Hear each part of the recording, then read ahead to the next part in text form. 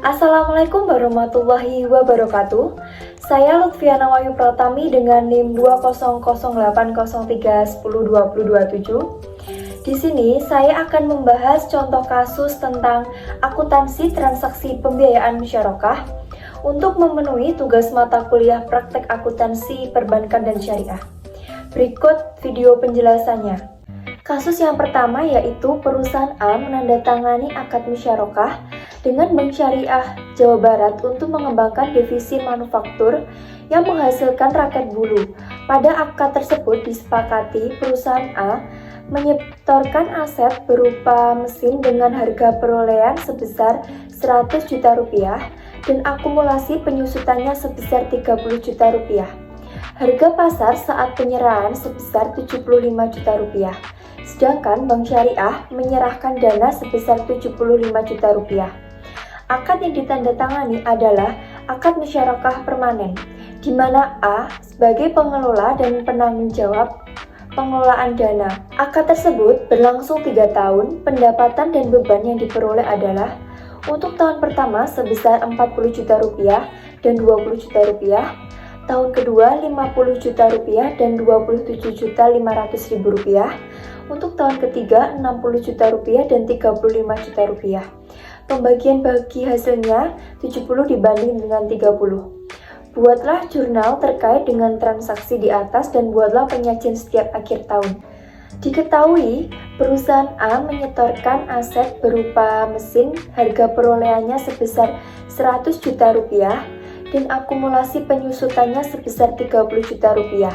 Harga pasar saat penyerahan sebesar 75 juta rupiah, sedangkan Bank Syariah menyerahkan dana sebesar 75 juta rupiah. Akad yang digunakan musyarakah permanen, di mana perusahaan A sebagai pengelola dan penanggung jawab pengelolaan dana. Berlangsung selama 3 tahun. Tahun pertama sebesar 40 juta rupiah dan 20 juta rupiah.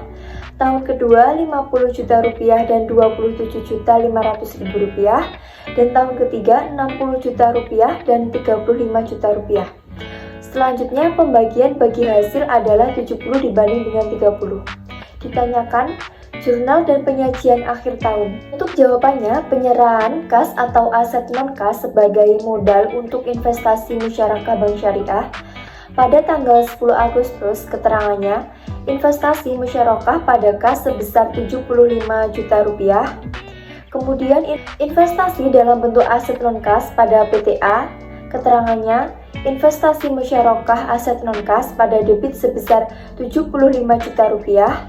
Akumulasi penyusutan pada debit sebesar 30 juta rupiah. Selisih penilaian aset musyarakah pada kredit sebesar 5 juta rupiah.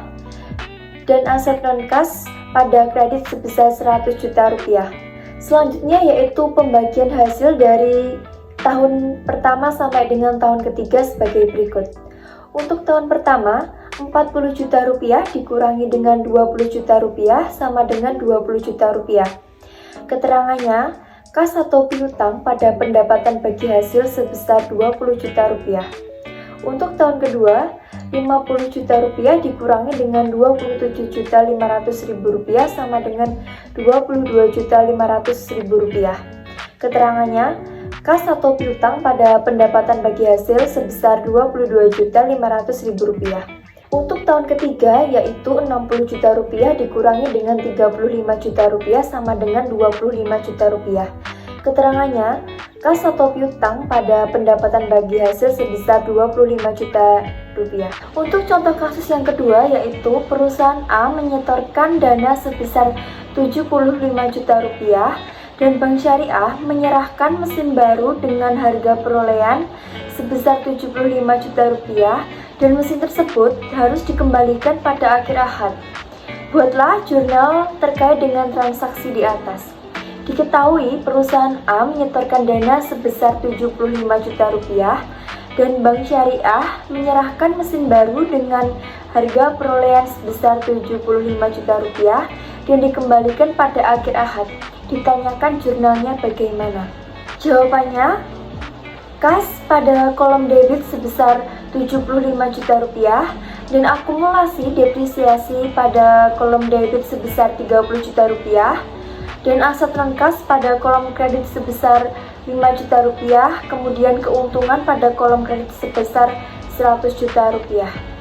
Keuntungan ditutup ke dana syirkah temporer, jurnalnya sebagai berikut. Keuntungan pada dana syirkah temporer sebesar 5 juta rupiah. Itu tadi pembahasan dari contoh kasus akuntansi transaksi pembiayaan musyarakah.